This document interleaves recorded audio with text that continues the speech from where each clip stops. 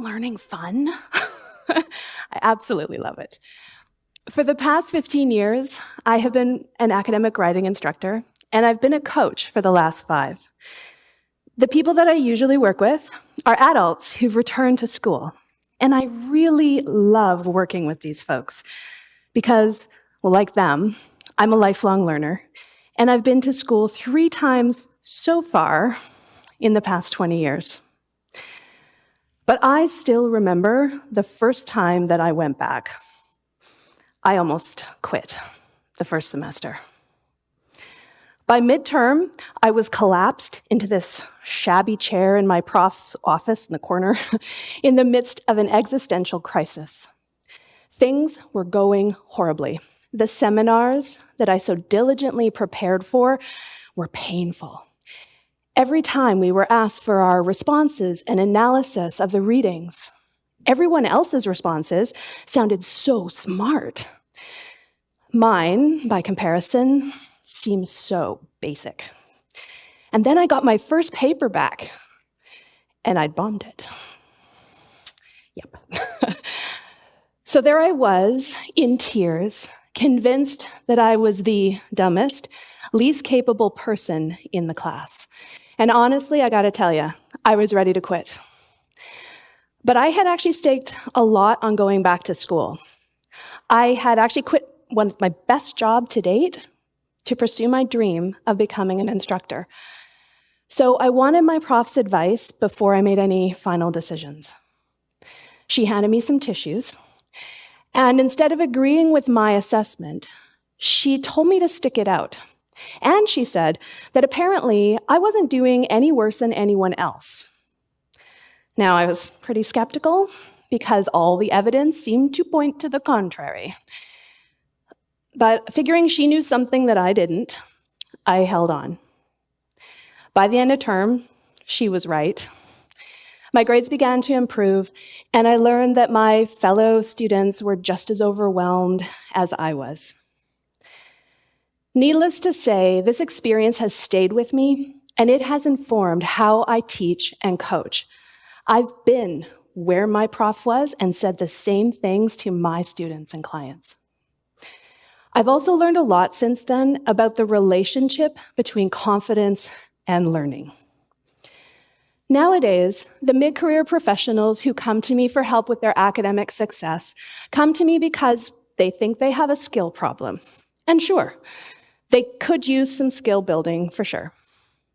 But for many, that's not the crux of the issue that's getting in the way of their success. The real issue lies in what they think and how they think about themselves as learners and what they believe to be true about their abilities. Now, this might seem like a bold claim, so let me explain. Why aren't skills the real issue? Most of us are very capable learners. The people I work with are accomplished professionals and experts in their field. They wouldn't be where they are if they didn't know how to learn and build skills. When I went back, I had been writing and training for several years in a professional context. My challenge was up-leveling my analytical and critical thinking skills.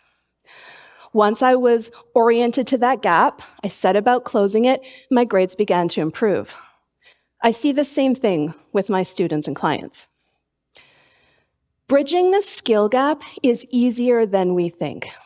It's the confidence gap that is much harder to bridge, but it needs addressing because that is what is getting in the way of our academic success in learning situations. So what's going on with our confidence anyway? What is happening? Why is it so hard? Based on my experience, adults in learning situations face 3 main challenges. The first one is that we struggle with a lot of self-doubt and uncertainty. For many of us who go back, the learning curve is really steep. It's not only been years, maybe decades, since we've been back in school. It's been a hot minute or two since we've been a beginner at anything.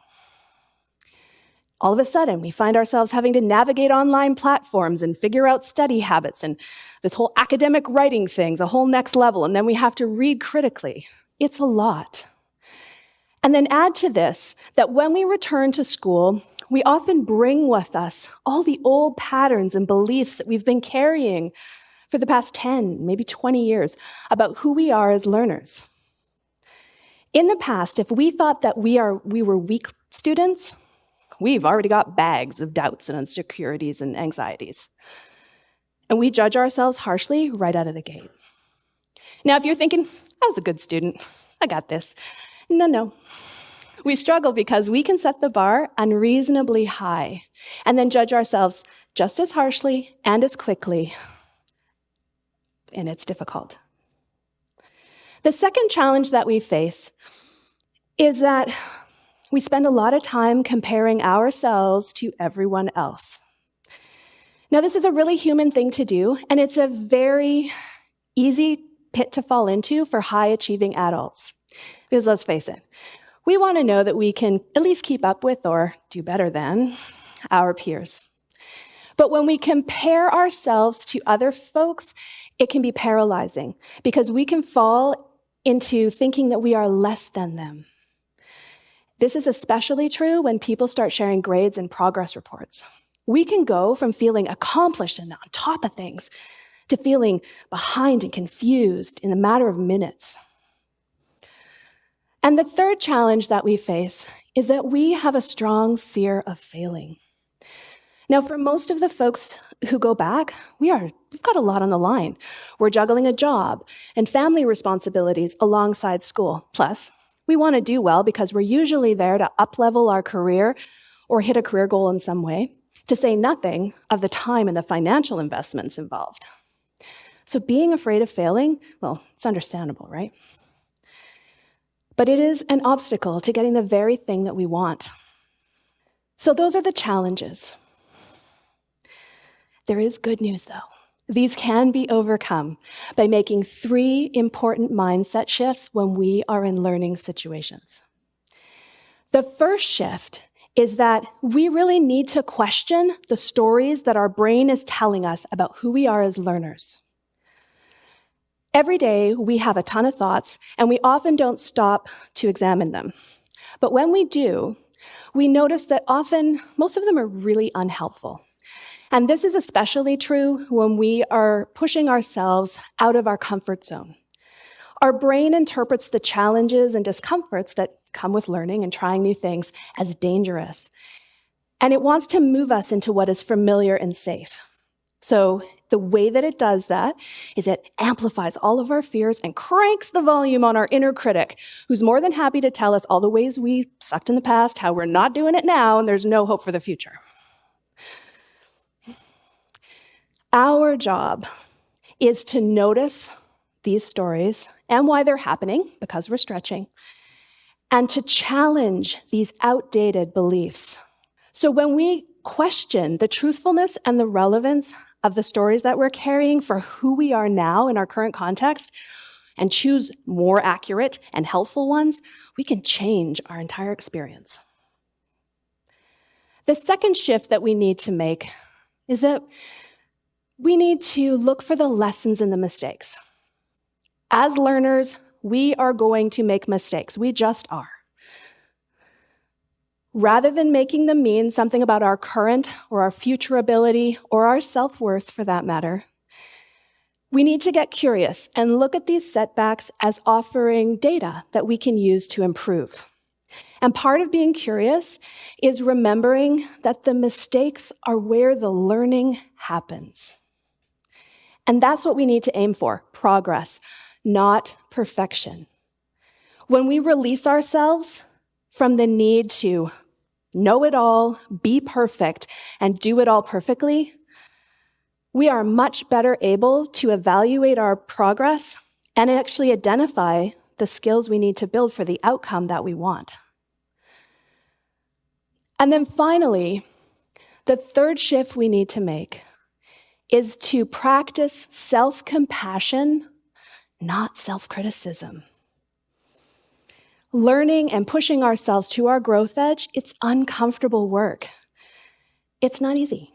And that's why this shift is the most important one, because it's actually the fuel for our success. When we stop criticizing ourselves and start showing ourselves the kindness and the compassion that we so easily give everyone else, we are much more likely to take risks because we create a sense of safety inside ourselves that it's okay to make mistakes and learn from them.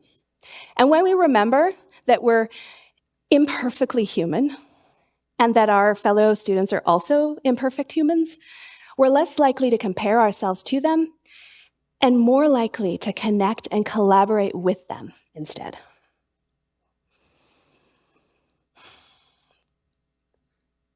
When we cultivate a belief inside ourselves and show ourselves compassion, we increase our ability to face challenges and learn from them. And we build the resilience and the confidence that we need to succeed in learning situations. And from that foundation, we are better able to identify the skills we have, and we do, by the way, the ones we need to hone, and the ones that we need. Closing the confidence gap enables us to reach our goals feeling accomplished and proud, rather than bedraggled and depleted.